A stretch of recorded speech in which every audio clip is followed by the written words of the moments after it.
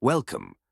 You are here because you sense a disconnect between the world you were promised and the world as it truly operates. You were taught that kindness begets kindness, that hard work is always rewarded, and that virtue is its own reward. Yet, you observe that those who rise to positions of command, influence, and respect often operate by a different, unspoken set of rules. They understand a crucial truth: that power is not merely given, it is taken, cultivated, and defended through strategic action and a profound understanding of human nature. This is the essence of the Machiavellian worldview, a term often used as a slur by those who fail to comprehend its pragmatic brilliance, but which represents, for the discerning individual, a master key to unlocking genuine agency in a chaotic world. To be Machiavellian is not to be mustache-twirlingly evil. It is to be a clear-eyed realist who prioritizes effective outcomes over comforting fairy tales. It is to exchange the desire to be liked for the imperative to be respected, to trade short-term moral comfort for long-term stability and success. The following 10 lessons are not for the faint of heart. They are for those who wish to stop being a pawn and learn how to play the game. 1. It is far safer to be feared than loved. This cornerstone Machiavellian principle is perhaps the most misunderstood. Our innate desire for social bonding and validation conditions us to seek love and affection as the ultimate social currency. However, from a strategic standpoint, love is a fickle and unreliable foundation for power. It is a bond based on the gratitude of others, and men are quick to break such bonds the moment it serves their self-interest to do so. Fear, in contrast, is a bond that you control. It is the dread of punishment that, once established, becomes a permanent fixture in the calculations of those around you.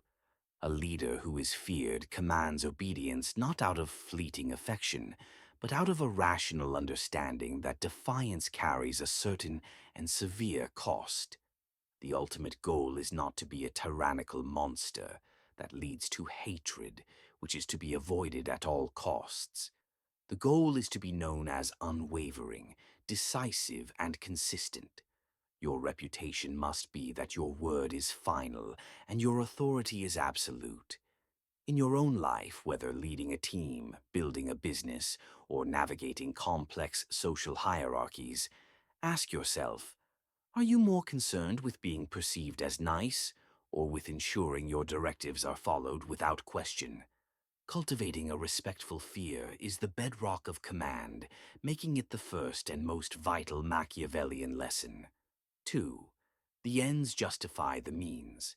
We are shackled by a societal obsession with process morality. The idea that how you play the game is more important than whether you win or lose. Machiavellian philosophy shatters this naive construct. It argues that the ultimate moral imperative for a leader is the preservation and prosperity of their state, their company, or their personal domain. Therefore, any action taken in service of that paramount goal is not only permissible, but necessary. Moral qualms about individual actions are a luxury afforded only to those who are not responsible for the well-being of others. Was it kind to restructure a department and eliminate jobs? Perhaps not on an individual level, but if that action saved the company from bankruptcy and secured the futures of the remaining employees, then the harshness of the means is justified by the salvation of the end. You must train yourself to evaluate your decisions based on their long-term outcomes and strategic benefits, not their immediate feel-good factor. The critics who will snipe from the sidelines do not bear the weight of responsibility that you do. Their judgment is based on a narrow view of a single move, while you must see the entire board. Your legacy will be defined by your successes and your failures, not by the polite applause of those who never dared to make a hard choice. 3. Learn how to be not good. To consistently achieve the ends that justify the means, you must liberate yourself from the prison of a fixed good character. This is not a call to become evil. It is a call to master strategic versatility. A Machiavellian understands that virtues like mercy, honesty, kindness, and integrity are tools, not identities. There are situations where mercy will strengthen your position and encourage loyalty. There are other situations where ruthless severity is required to crush a budding insurrection and signal your strength. The key is to know which tool the moment demands. You must possess the mental flexibility to be compassionate when it is strategic and to be brutal when it is necessary. The common person is a slave to their own character. They feel they must always be consistent, always be themselves. This makes them predictable and therefore vulnerable. You must be fluid, adopting the face that disarms your opponents, inspires your allies, and secures your objective.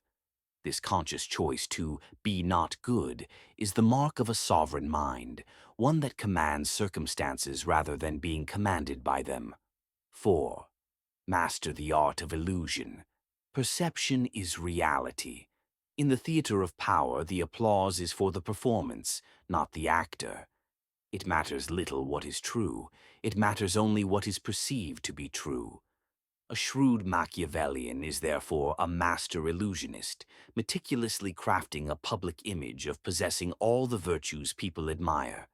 You must be seen as generous, pious, honest, compassionate, and strong. This performance is not hypocrisy, it is statecraft. It is the management of your most valuable asset, your reputation. People are simple creatures who judge by what they see with their own eyes and hear with their own ears. Few will ever get close enough to know the cold, calculating engine room of your mind where the real decisions are made. Your duty is to ensure they never feel the need to.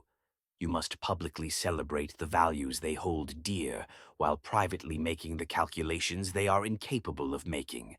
Never break character. Never reveal the machinery behind the magic.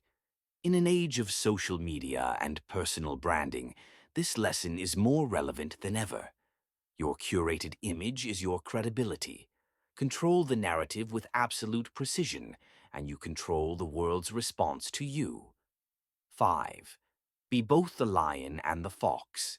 Power requires a duality of nature. Machiavelli taught that a prince must emulate both the lion and the fox. The lion is magnificent strength. It symbolizes the raw power to intimidate predators and destroy obstacles through direct force. But the lion has a critical weakness. It cannot see or avoid traps. The fox, on the other hand, is cunning, wit, and strategy. It symbolizes the intelligence to recognize and circumvent traps, to navigate complex situations through guile and deception. But the fox cannot defend itself from the wolves. To rely solely on strength is to be defeated by a cleverer opponent. To rely solely on cunning is to be crushed by a stronger one. The Machiavellian master synthesizes these two archetypes. You must have the courage and force of the lion to command respect and confront challenges head-on when necessary. But you must also possess the cleverness and strategic foresight of the fox to avoid unnecessary battles, to form alliances, and to outmaneuver those who would set traps for you. Know when to roar and when to sneak. Know when to charge and when to circle. This fluid ability to shift between overt power and covert strategy is what makes a leader truly formidable and unpredictable. 6. Never be neutral. In the conflicts that inevitably arise around you, the office politics, the industry shifts, the clashes between rivals, the greatest error is to believe that neutrality is a safe harbor. Machiavellian wisdom exposes this as a fatal illusion. Neutrality is not safety, it is self-imposed irrelevance. When you refuse to choose a side in a struggle between two powers, you guarantee that you will make enemies of both. The eventual victor will see you not as a peaceful observer, but as a prize to be collected, a resource that did not contribute to their success. The loser will despise you for your lack of support. By standing in the middle, you become a target for both sides. The strategic path is to always pick a side, evaluate the strengths, weaknesses, and potential of the opposing forces, align yourself decisively with one, and commit to that alliance fully. If you win, you have a powerful and grateful ally. If you lose, you earn the respect of the victor for your courage and loyalty, and you live to fight another day. Indecision is a vacuum that others will fill for you. Bold action, even if it carries risk, establishes you as a player in the game, not merely a spectator. 7. Use cruelty well, once and for all. There will be moments when you must administer punishment, deliver bad news, or make a decision that will cause pain. The weak leader makes the mistake of doling out this pain slowly in pieces in a misguided attempt to be kind or to avoid confrontation. This is the way of torture. It prolongs the agony, creates sustained anxiety, and makes you appear weak, indecisive, and cruel all at once. The Machiavellian method is surgical and decisive. If you must inflict injury, do it all at once. Execute the difficult decisions swiftly and completely. The human psyche is remarkably resilient to a single sharp trauma. People absorb the blow, adapt to the new reality, and begin to move on. This approach allows the pain to recede into the past. Then, and this is the masterstroke, you follow this decisive act with benefits, delivered slowly and gradually over time. This slow drip of positivity allows people to savor the good and associate your leadership with improvement and favor. This rhythm, swift, decisive negative action followed by gradual, sustained positive action, allows you to control the emotional narrative and maintain authority without being hated. 8. Never confiscate property or invade honor. While you must cultivate fear, you must vigilantly avoid the specter of hatred. There is a clear line between the two, and the fastest way to cross it is to attack what people hold most dear, their property and their honor.